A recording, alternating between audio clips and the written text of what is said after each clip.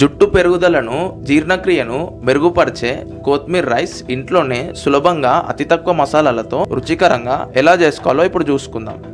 So ఒక కడాయిలోకి 1 table spoon నూనె, 1 table spoon నెయ్యి, 1/2 టీ స్పూన్ జీలకర్ర, చిటికెడు ఇంగువ,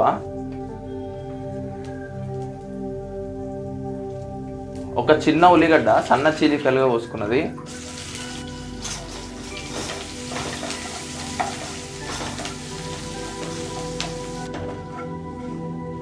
ఉల్లిగడ్డ లేగి లైట్ గోల్డెన్ బ్రౌన్ కలర్కి వచ్చినాక ఇందులోకి 2 కట్టల కొత్తిమీర, 4 పచ్చిమిరపకాయలు, ఒక చెక్క నిమ్మరసం వేసుకుని ఫైన్గా పేస్ట్ చేసుకున్నది, కొంచెం నీరు వేసుకుని ఫైన్గా పేస్ట్ చేసుకున్నది ఇందులోకి వేస్తున్నాను. ఇది పచ్చివాసన పోయేంత వరకు ఇలా ఫ్రై చేసుకుందాం.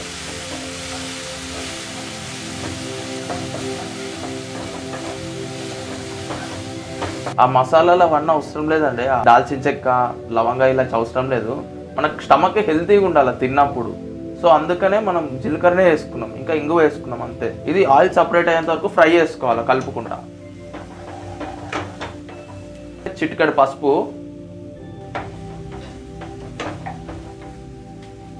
ఇది బాగా ఫ్రై చేసుకోవడం చాలా ఇంపార్టెంట్.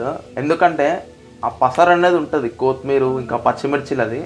సో మంచిగా వేపుకుంటే చాలా రుచికరంగా వస్తుంది ఓపికగా వేపుకుంటే. ఇక్కడ ఒక చిన్న కప్పుడు బియ్యాన్ని ఉడికిచ్చి తీసుకున్న రైస్ ఇది.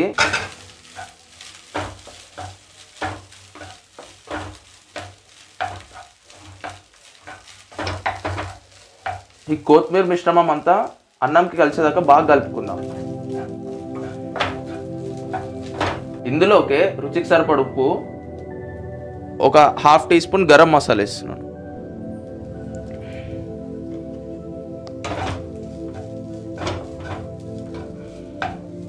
కారం అవసరం లేదు, కారం మనకు పచ్చిమిరపకాయలు నుండి రావాలి. సో మీరు పెంచుకోండి ఒకవేళ ఎక్కువ కారం తింటారంటే. సో నేను చెప్పింది తెచ్చినైతే సరిపోతుంది, బ్యాలెన్స్డ్గా బాగా వస్తుంది, చాలా బాగుంటుంది ఇది రుచి, స్మోకీ ఫ్లేవర్గా టేస్ట్గా. సో అట్లా. సో వీడియో నచ్చినట్టయితే లైక్ చేయండి. సో నేర్చుకోదగినట్టు తప్పకుండా మీ ఫ్రెండ్స్ అండ్ ఫ్యామిలీ మెంబర్స్కి షేర్ చేయండి. సో అలాగే మీ ఫేవరెట్ రెసిపీ ఏదైనా ఉంటే కామెంట్లో తెలపండి, నేను వీలైనంత తొందరలో మన ఛానల్లో తెచ్చేస్తాను. సో ఇలాంటి ఇంట్రెస్టింగ్ రెసిపీస్ పెట్టి మీ వరకు రావడం కోసం ఛానల్ని సబ్స్క్రైబ్ చేసుకోండి. సో కొత్తిమీర రైస్ అనేది రెడీ అయిపోయింది.